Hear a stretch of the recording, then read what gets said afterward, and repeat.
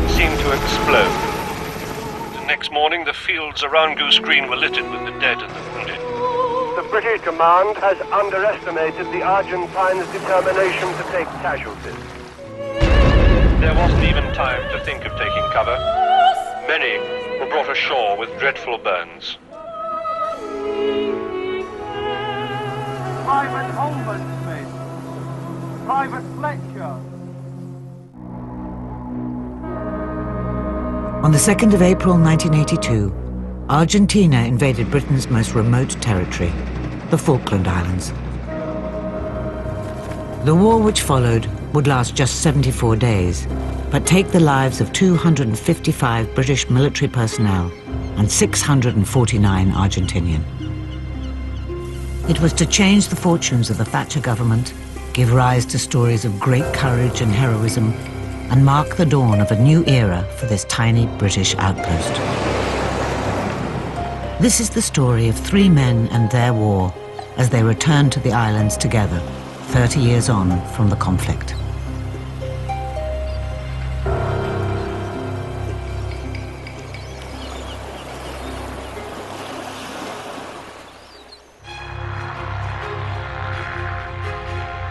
"400 miles off the coast of South America and 8,000 miles from London are the Falkland Islands. Argentina has long believed that the islands are rightfully her territory, and on the 2nd of April 1982, her forces invaded the Falklands. The British government decided to protect the outpost and sent a task force from Portsmouth just 3 days later. The fleet was made up of 127 ships, carrying 28,000 troops. We are now well into the second leg of our journey south. Even so, the Falklands are still thousands of miles away. It took them 17 days to complete the 8,000-mile journey to the South Atlantic. Amongst those traveling on the task force, a journalist, a marine, and a Welsh guardsman. His would become the most enduring image of the conflict. Simon Weston became known as the face of the Falklands. You know, in one way you went there as one person and came back as the person I know you now. Yeah. On the 8th of June, Simon Weston was on board the HMS Sir Galahad in Fitzroy Bay when the ship was hit by an Argentine bomb. 48 of his comrades were killed. Simon only just survived. The day that I got blown up, my life changed quite literally in a flash. But I had no idea as to what extent it would change. But the Falklands holds a very bittersweet place in my heart because it changed my life, and without it, a lot of the great things and the good things that have happened in my life would never have happened. My family wouldn't have had to go through the pain and the suffering that they had to watch me go through. Simon went through 70 major operations in the decade following his injury.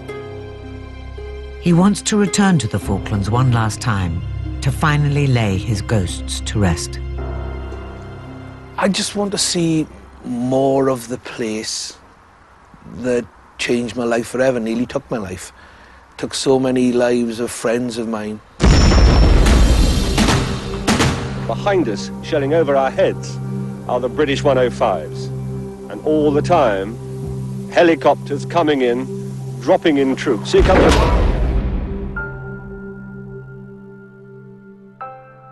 Michael Nicholson is one of Britain's most celebrated war correspondents. Working for ITN News, he joined the military task force sent to fight in the Falklands. This was to be the first time that a broadcast journalist would be embedded with British troops. And I remember standing on the upper deck on Hermes with a line of officers, and one of the junior officers leant across to me and whispered, "I feel a bit of a cheat, don't you?" And I knew what he meant, because none of us, believe me, whatever else you hear, none of us ever thought we were going to war. But they were going to war. And despite the fact that by 1982, Michael had already reported from several other war zones, this conflict would prove unique in his experience. We all know here, and You all know there how costly this war has been, how bloody. The Falklands War was different from all my other wars because all my other wars were foreign wars. They were about foreigners fighting foreigners. And I could be a spectator, you know, I could just do my job as an objective reporter. Casualties were high on both sides, and next morning the fields around Goose Green were littered with the dead and the wounded. Leading the attack. And I suppose the reason one gets slightly emotional about it is that watching foreign casualties does not have the same effect upon my psyche as watching my own people dying. And I shall go back, and of course I shall remember things that I'd hoped to have forgotten. It'll bring back lots of sad memories. At the start of June 1982, during the crucial final days of the conflict, British forces recaptured the higher ground around the capital, Port Stanley. One of the biggest battles was at the Mount of Two Sisters. We stayed with the Gurkha Signals Company on Two Sisters as Argentine shells came in around us.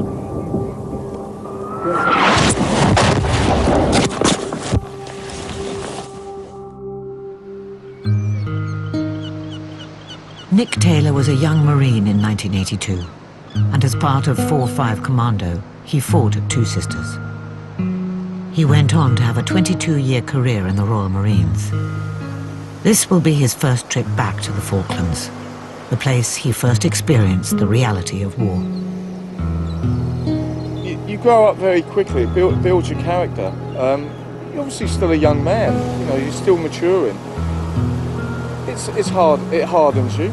Of course it does, you know, you're in war, that's reality. People do get killed, you are shooting people, living in harsh conditions. That hardens you up as a person and builds your character. So of course it does change you. Nick took dozens of photographs of his Falklands experience. He has a very special reason for wanting to return to the islands. After the Battle of Two Sisters, we went through the Argentinians' equipment, picking up blankets, looking at the rations. We were short on rations, so we started eating their rations, some of their drinks, their clothing. And whilst I was looking in one of the bags, I found a camera. And then when I got back to UK, I developed it, and it was actually of an Argentinian officer in the position on Two Sisters. And it turns out that these are the guys who are actually fighting against. Nick has kept the photographs along with his own all these years. As the 30th anniversary of the war approached, he began to think seriously about finding the Argentinian soldier who'd taken the pictures. It does bring back the memories, and you wonder whether that guy is still alive and what his experiences are. And wouldn't it just be great to meet him and give him his film? News of Nick's search reached Argentina, and he has finally tracked down that Argentinian soldier. The two men have made contact and arranged to meet, 30 years after they fought against each other, on Two Sisters, in the Falklands. I really just want to return these photographs and sort of possibly relive some of the experiences. You know, it's part of my character and part of my life, and it'd just be nice to see that, but also to see it from an Argentinian's perspective and see what his experiences were.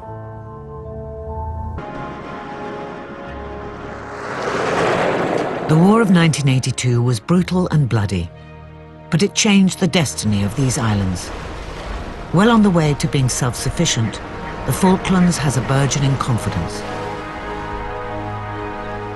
Tourism is expanding rapidly. Visitors come to experience the extraordinary wildlife and stunning landscapes across the hundreds of islands that make up the Falklands.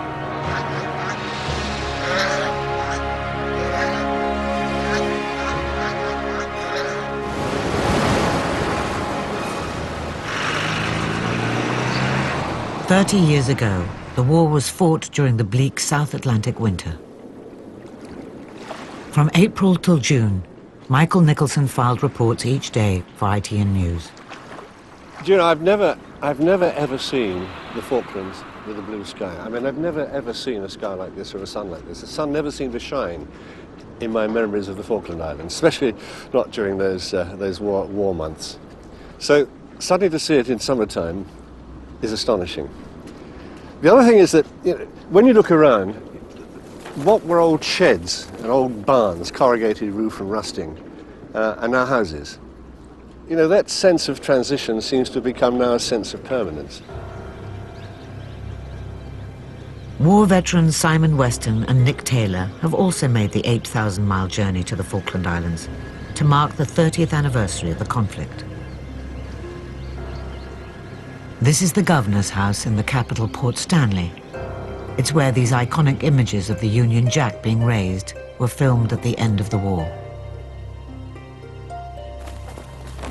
Where were you on surrender day? As we came down from Sapper Hill, we marched through, it must have been sort of about a day and a half afterwards.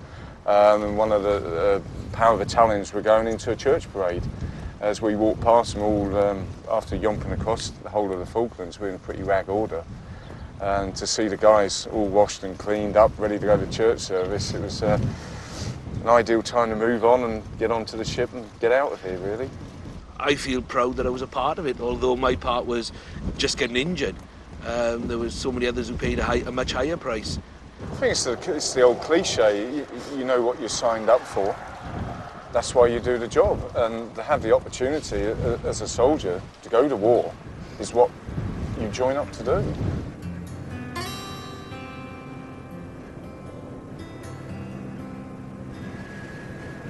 Local newspaper editor Lisa Watson and her family have lived on Long Island Farm, 20 miles from Stanley, since before the war. Her father, Neil, was a leading member of the islanders' resistance movement.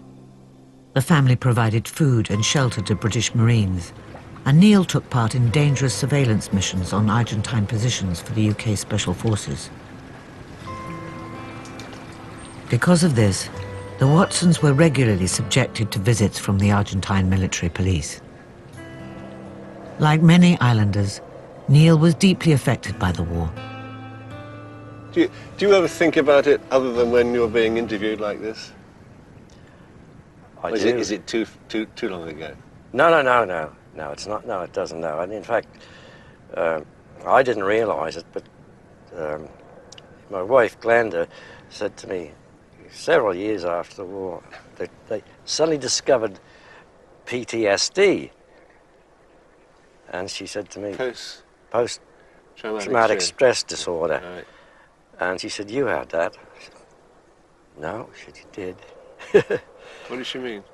Well, it's a change when every time I come into April in the year, you know, she reckoned I'd had a change. Something used to change. I didn't realise it, did I? But she did. Every April, the beginning of the war. 2nd of April, yeah.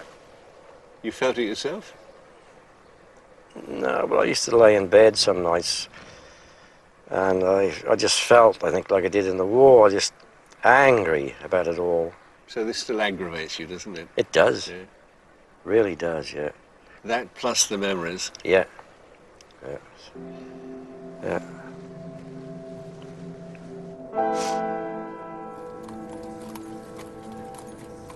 Lisa is proud of how much the Falklands have changed since the war. We're a country that has its own industries. We've got our fishing industry, we've got agriculture, we've got tourism. And it's a beautiful country. It's not just about a war that happened 30 years ago. What we want to be is something that makes the whole war worthwhile, and the fact that men died for this country and died for us, and we're incredibly grateful for that. And I think that's part of the reason that we work so hard to develop the Falkland Islands, is a sense of obligation, you know, and I mean that really sincerely. There's even a small degree of guilt, I think, but what we want to be worth something, we want to be worth what happened.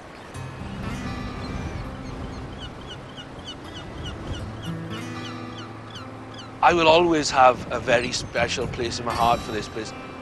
You know, it left a mark on me that I can't wash away. This is where Simon Weston's life changed forever. Fitzroy Bay, where his ship, Sir Galahad, burned. There's a monument to remember the Welsh Guards who died here. Tony Burke, Jim Carlisle, he was a good guy. He and Dale, he shared in my barracks. He was in the room, his bed next to mine. Mike Dunphy, he signed on for a while to stay down there. Cliff Ellie, Sergeant Ellie, I played rugby with him. He was a very good rugby player. Paul Green, his mum moved down here. She lives here now? She lives here now, yeah. I think 2 of his sisters live here as well. Yeah, that's where my name would have gone down there. You'd have been here, wouldn't you? Yeah. At 2 p.m. on the 8th of June, while preparing to unload soldiers here in Fitzroy Bay, the Galahad was bombed. Michael Nicholson and his cameraman were here to witness the tragedy. I watched from the shore less than 400 yards away and felt the impact on the ground below me as the hold full of ammunition exploded. 48 men died, most of them Welsh Guards. Many were brought ashore with dreadful burns. Simon suffered 46% burns. He was rescued by helicopter. We were sitting just beyond the hill there. There was no warning whatsoever, no alarm, nothing. All we heard was it was air raid warning green, it's red, get down, and that was the last thing I heard before the bomb. And I saw the bomb come through, and it came through about 10, 12 feet in front of me. And it just tore through where I'd left my kit, and it went straight into there and detonated then. We were over there, and they all came in, and the Marines and Paras went out up to their necks to drag the guys in. Come on, pull! Hold it! And there was this great shout, pull lads, just repetitive. And they brought them all in. Yeah. Brought them all in. And I was talking to some of my friends, a guy called Mark Pemberton, and he said he couldn't wait to get into shallow water so he could jump in and put himself out. Because he was still on fire. Was he? Tell us what it is in Welsh there. Can you say it in Welsh? In Angoff ni cant fod. We will remember them. You know, I was fortunate enough to get out. 3 lads in front of me took the blast. And, you know, you witness an awful lot of horrible things in scenes like that. You certainly do. The Galahad was taken out to sea and sunk. The men who perished on board were laid to rest with their vessel at the bottom of the South Atlantic.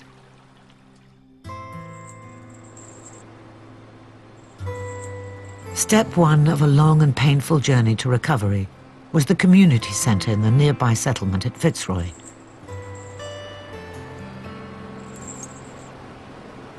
Where Simon spent the first few hours after being rescued.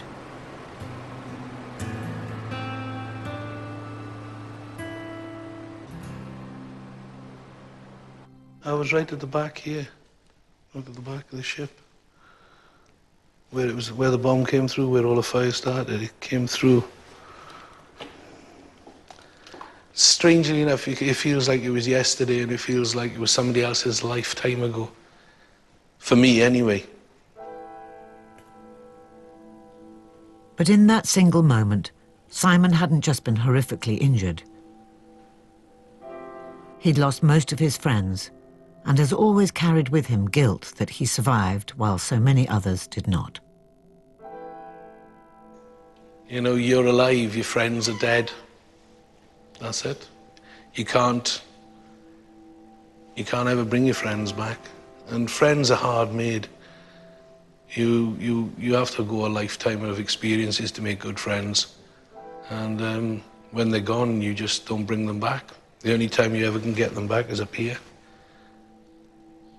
But yeah, it was harder, yeah, without a doubt, losing your friends. You know, injuries, just injuries. You'll get fit, you can get healthy, you can get well again. You know, you're never coming back the same person, it's impossible, but you can always live.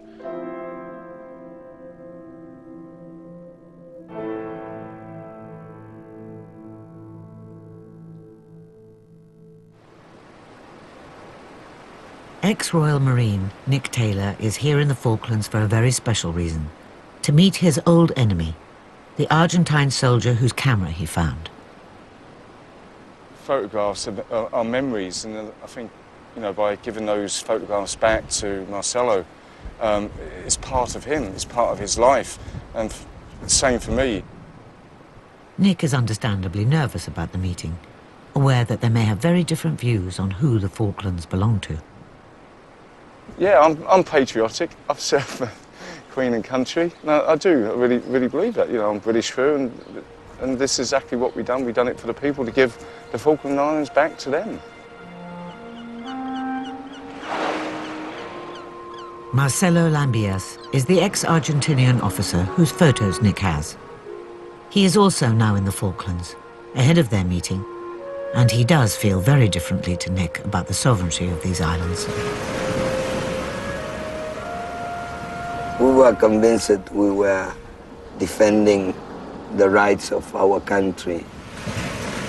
In Argentina, the majority of the people are convinced that the islands are ours. Yet both men are intrigued by the connection they have through the photos they took here 3 decades ago. I think we are connected because both of us lived the same experience here.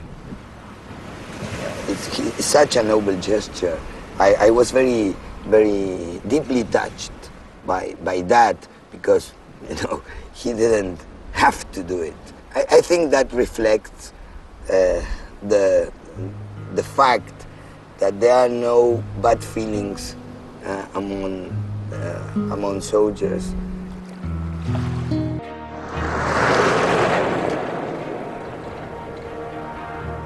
In June of 1982, British forces were making good progress against the Argentinians.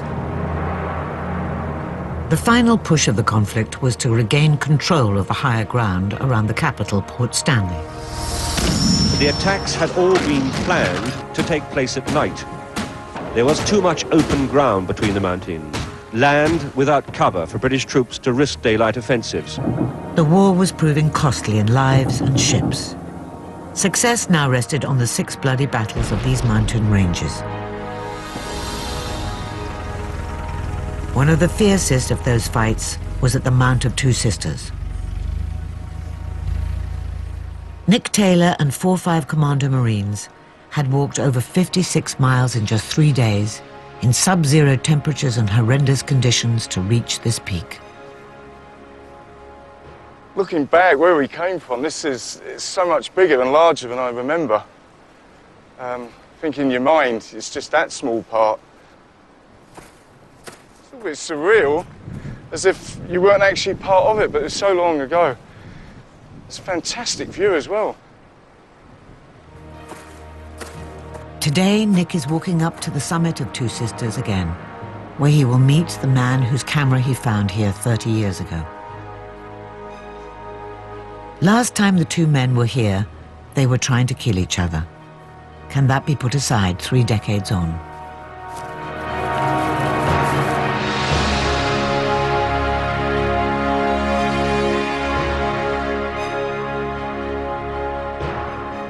It was a great memento from the battle. And then I started looking into it, and we thought, I wonder if we could find the guy who owned it, whether he's still alive. I have a lot of questions to ask him. How did they see things from the other side? Because after all these years, you know, you are not sure if what you remember, it's the real thing.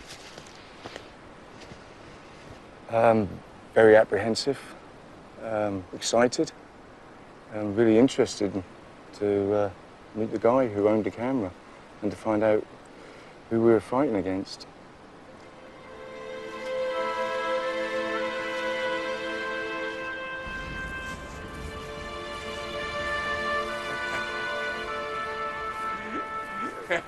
Yeah, acting.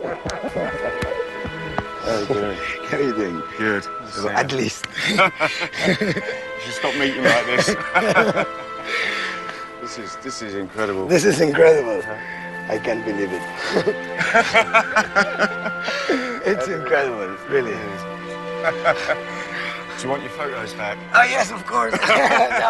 I've got them. I've brought them with me. Thank you.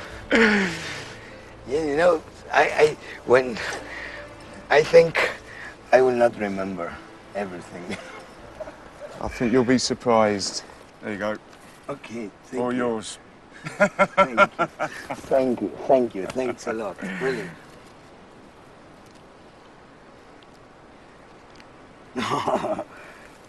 This is Mount Challenger. That's on Mount Challenger. Yeah. Yeah. My soldier. Wow. I was a kid, huh? How old were you? 21. 21. Yes. I had my 21st birthday. Yeah, I've been up told. There on Mount Kent. On Kent. You had your birthday party. On the top, yeah. Wasn't much of a party. Yeah. What were you, a second lieutenant? Second lieutenant. Second lieutenant. Actually, I was a cadet at the military academy. So how long had you been in for the time? I was in the fourth year. Fourth year. And I supposed to be graduated on December. Right. But in April, we were graduated. Best final exercise going, to come down and do a war. It's real. Yes. And in a week I was here. Yeah. And I didn't remember any of these photographs. Anyone. Wow. This is... Did you ever think about the cameras or the pictures? Or? Yes. What was it like? Because well, not personally, but the guys behind us were firing Milan anti-tank weapons into your positions. What was that like? It exploded very near of my head. Yeah. And I get, like concussion. Concussion, and I burned with a machine gun. I thought my face was destroyed because I have a lot of blood. Yeah. And it was only a piece of, like shrapnel or metal from the bullet, the cover. Yeah. That was cut me in my lips, and it was full of. But I started doing like this. Okay, it's okay. Yeah. Is any of them killed? I don't remember exactly the number of wounded there were. Yeah. Were you wounded, but only two dead people that night. That night. Were you last man standing? Excuse me. Were you the last man? Yes, to leave the position? I was the last. When we finished and went through your positions, because we didn't have any clothing, we didn't have any rations, we were so low on everything. And you used ours. We used yours. We used that Argentinian beef. It was and the orange powder. Ah, yes. We found a couple of whiskey bottles in there. Wow, yeah. Saying that. Of rations, they were. Yeah, I stole these out of your ration pack, so I'm going to give you one back. Wow. There you go. Thanks a lot. I take it you drink. Wow. Cheers. Cheers. Good whiskey.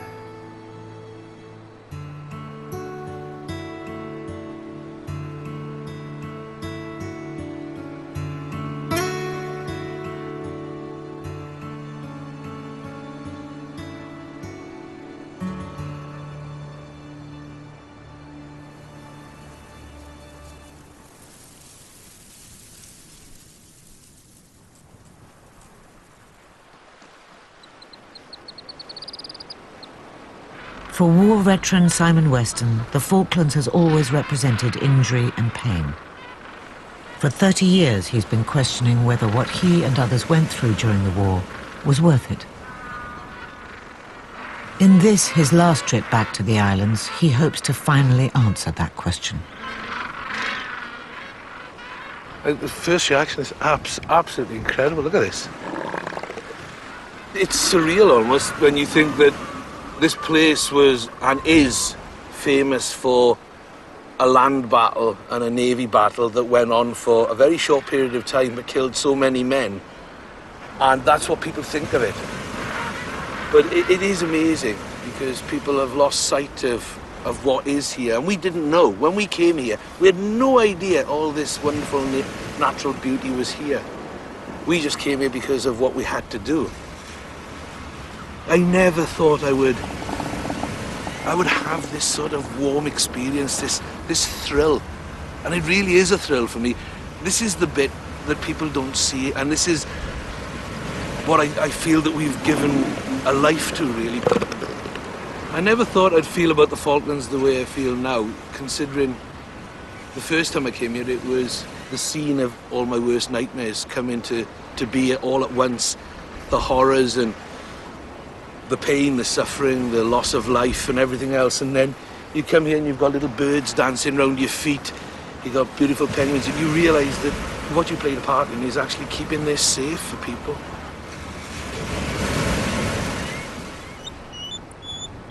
Jenny Luxton is landlady to Britain's most southerly hotel here on Sea Lion Island. It's also home to elephant seals, whales and 5 breeds of penguin. It's great that we can share it with other people now. You know, tourism's taken off since after the war. Do you think the war benefited the islands? Well, it's a terrible thing to say, but it has. But we hope, because of all the loss of life, that we've done something with the islands, and therefore it wasn't a waste of life. People have lost. People won't think that, of course, but we hope that we've done something with the islands to show that we do care in that way.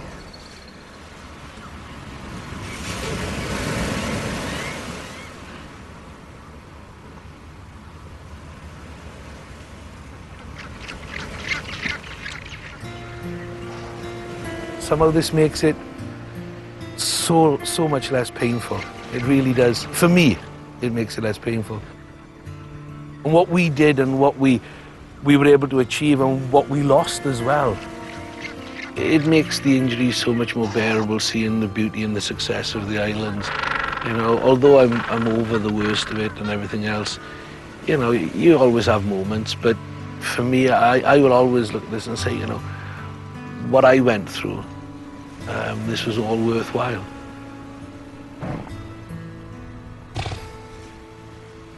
I didn't expect it to be such an emotional thing.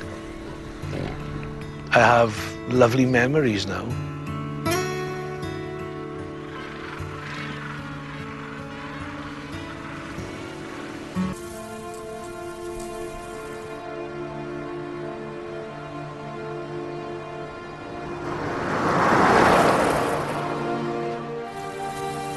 On a hillside overlooking Blue Beach at San Carlos is the British cemetery. The remains of 14 British soldiers are buried here. You've been back a few times, haven't you? I've been back a couple of times, yeah. It's, first time you're here? Yeah, it's the first time I've been here. Well looked after, isn't it?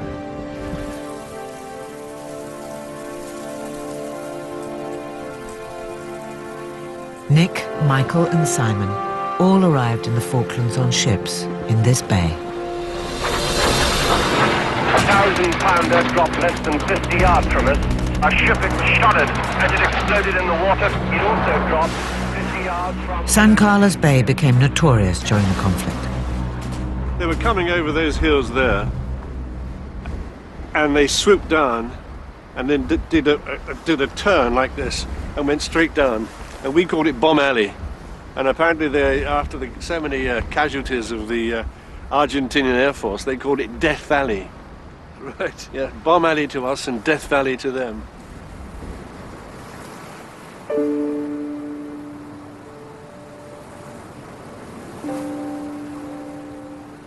It's always very strange to come back to these places. They're so peaceful now.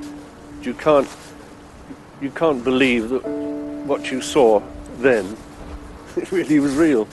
But it was real. Did we really expect to suffer such casualties? 4 ships sunk in as many days, and as many again damaged. Our other air attack casualties in San Carlos water moved past us that evening to more protected anchorages. It was carnage then. The ships were going down. You know, there came a point where we wondered whether we would run out of ships before the Argentinians ran out of planes. You know, 7 ships went down here.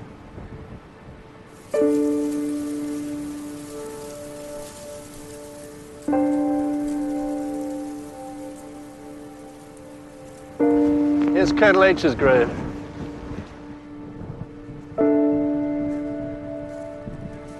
I didn't know any of them.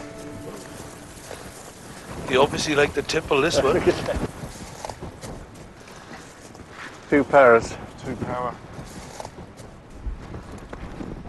Colonel Jones, one of the commanding officers. Nice that he stays with his men.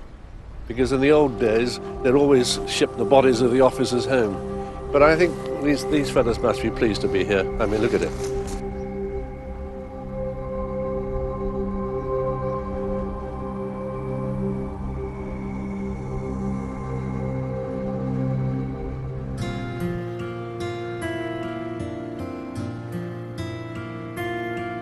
One of the legacies of war has been a steady growth in the Falklands economy. Tim Miller, who lost an eye when he was injured by shrapnel during the conflict, runs an organic fruit and vegetable business alongside the island's only garden centre. What you got here? You've got tomatoes? Tomatoes here, cherry tomatoes up there behind us, and then further on down we've got aubergines, cucumbers, chili peppers, These are green beans. Yeah. And this is all for the home market? This is all for the local market on the islands. The British forces, we have a contract to supply them, and visiting warships and so on. You're seeing a bit of the Falkland Islands that I never knew existed. I mean, just look at it. Yeah. No, we're... I mean, this wouldn't have happened without the war, would it? Oh, no, absolutely no way. What's happened in the island in 30 years is quite remarkable, isn't it? Yes, I mean, the islands has changed dramatically in the last 30 years. We've been very lucky. We've managed to pick all the good bits of 20th and 21st century life, and we've managed to sort of weed out the not so good bits. But we're at a stage now, I think, that the islands can stand whatever Argentina wants to throw at us.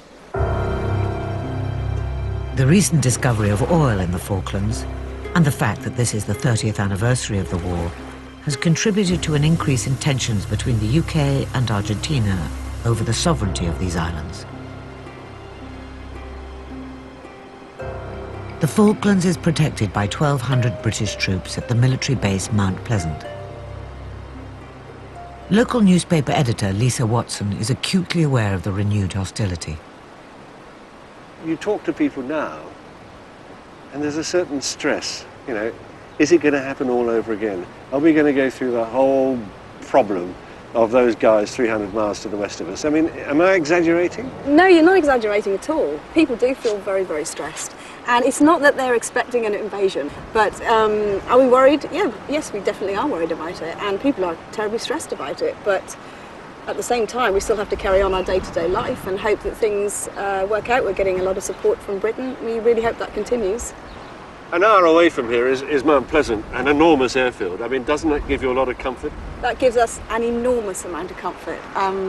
Without them there, then I don't think this population would still be in the Falklands. We certainly wouldn't be a British population. I mean, we can't even begin to express our gratitude for the very fact that they are there.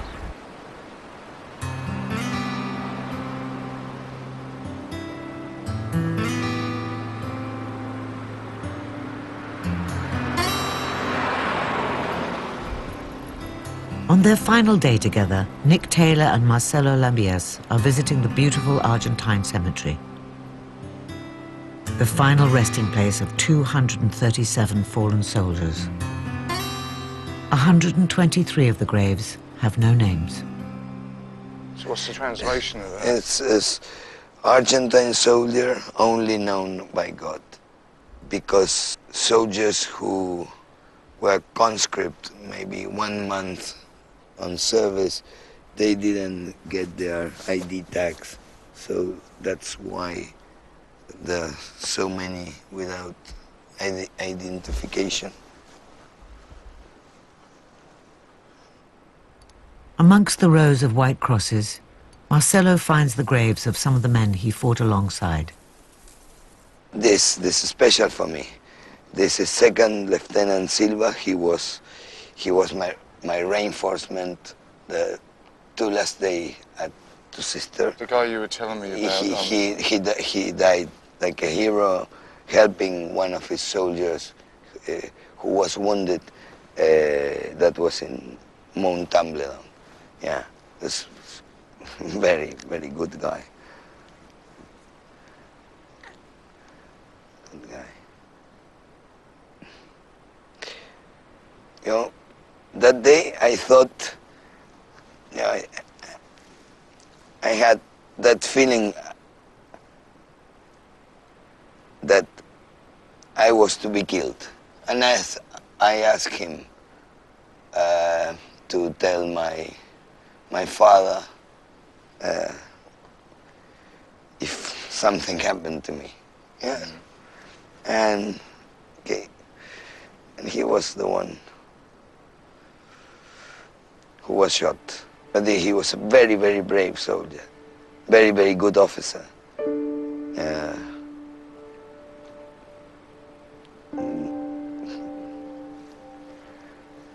Brave man.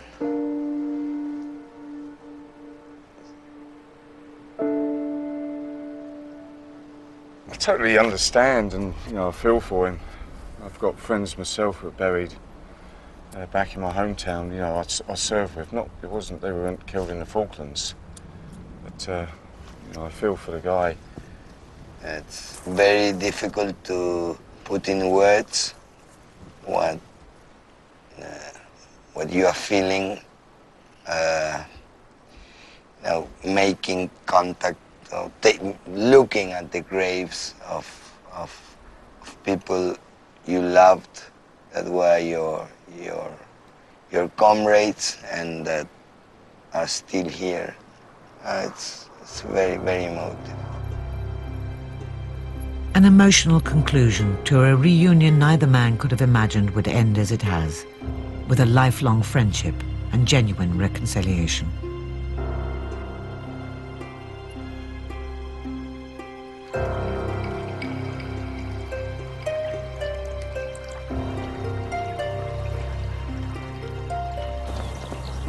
This derelict building on Ajax Bay became known as the Red and Green Life Machine. An old refrigeration unit, it was used as a field hospital by British forces. It's where Simon Weston and 170 other injured men were taken after the bombing of the Galahad.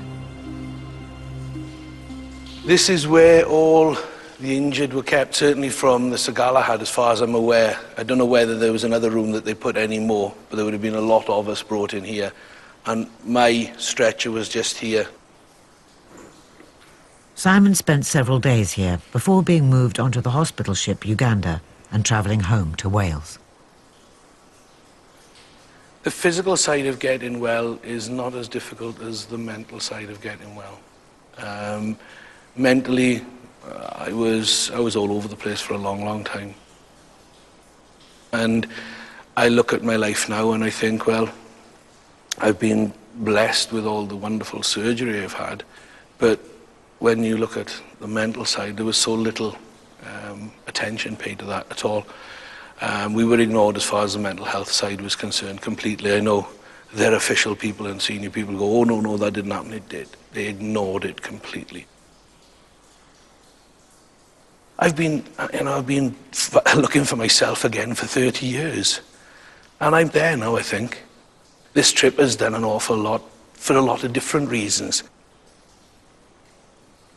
If you think of your heart as being sort of a little puzzle, and you're trying to find the bits to fit in there, to put it all back together again, just so that it feels like it's full and rich again. The thing is, somebody once said, a lot wiser than me, said, life's not a sprint. It is a marathon, and 30 years on, I've proved, yeah, they're right. It is a big, big marathon. Simon Weston has come to the end of a 30-year journey to find peace with the place that changed his life. Nick Taylor leaves with a new friendship and having returned the photos to their rightful owner. It's absolutely incredible, to think I sat there one day thinking about those photographs and I found this guy and it's gone a full circle, coming here and actually meeting the guy and giving the photographs back to him. While Michael Nicholson departs having learnt much about how the islands themselves have changed in the last 3 decades. What we've seen over this day is that these islands have been rejuvenated. I think they're thriving. What we've seen, they are thriving. And I think they'll continue to thrive. And what's happened over the last 30 years convinces me that 1, the war was necessary, and 2, we had to win it. And in spite of current tensions over sovereignty, all of them return home with a great sense of hope for the future of these uniquely beautiful islands. It sort of squared the circle really for me. You know, I came back full of trepidation and nightmares. 30 years on, I don't have that anymore. I've enjoyed this immensely, and it's filled somewhere in my heart that I didn't think I had.